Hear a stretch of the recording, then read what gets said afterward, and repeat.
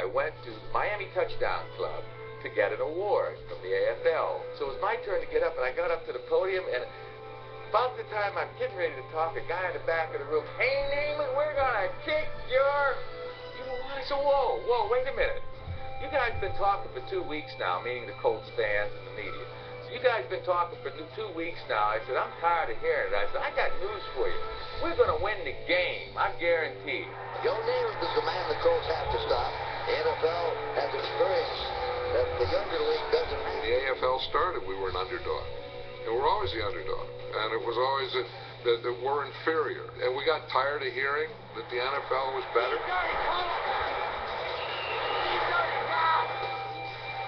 Man, we should have had 3 points that time at least. In those days, one thing I liked, that when people walked into the stadium, they were either for the American Football League or the National Football League. There wasn't anything in between. Come on, Joe! There's a long bomb to Sauer, and he's got it. Commissioner Rozelle said, you got to tell me something about the Jets. He said, I don't know anything about the Jets, other than Weeb Ewbank is the coach. Right, that's the game plan anyway. That's the game plan. Okay, let's make it change. All alone is Jimmy Orr. They went down the middle of the hill, and it's intercepted. Very volatile time, and football was defined and had a course as a result of Super Bowl III. You may be watching one of sports' greatest upsets in history.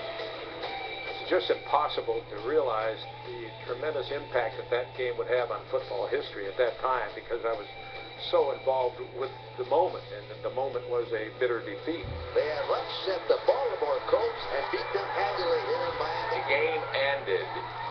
There was such a feeling of elation, joy, particularly explosion inside. The teammates, we did it! We did it! Yes! Yes! Yes! Oh, it was great. And the New York Jets are world champions. Hi, I'm Steve Sable.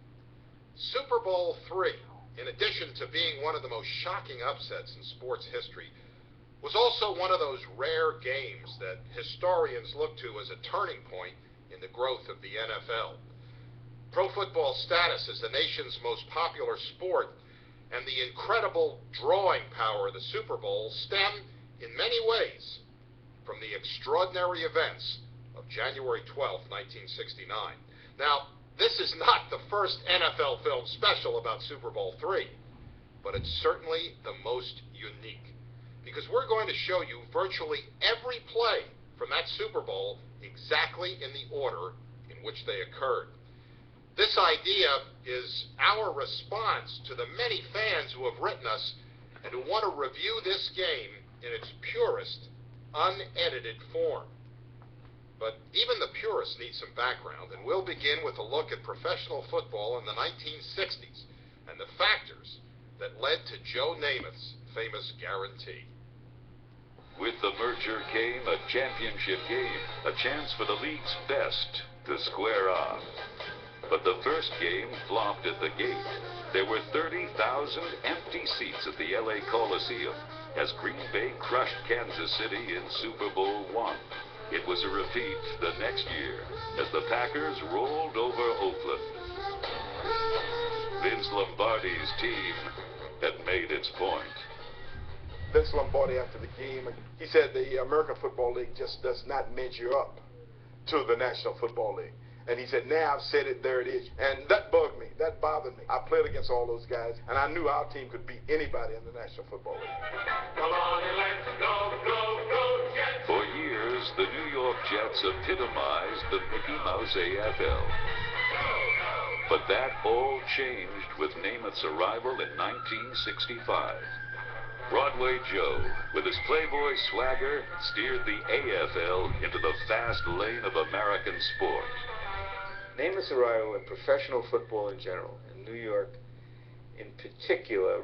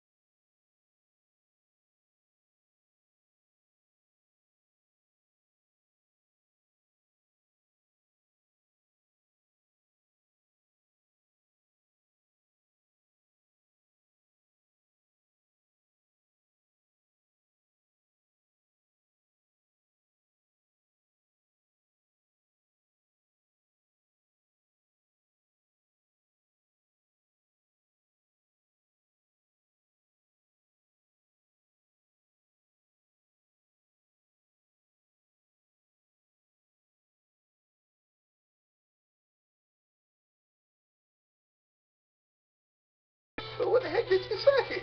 He said, well, I just told him, I guaranteed him that we were going to win. I said, man, you didn't do that, did you?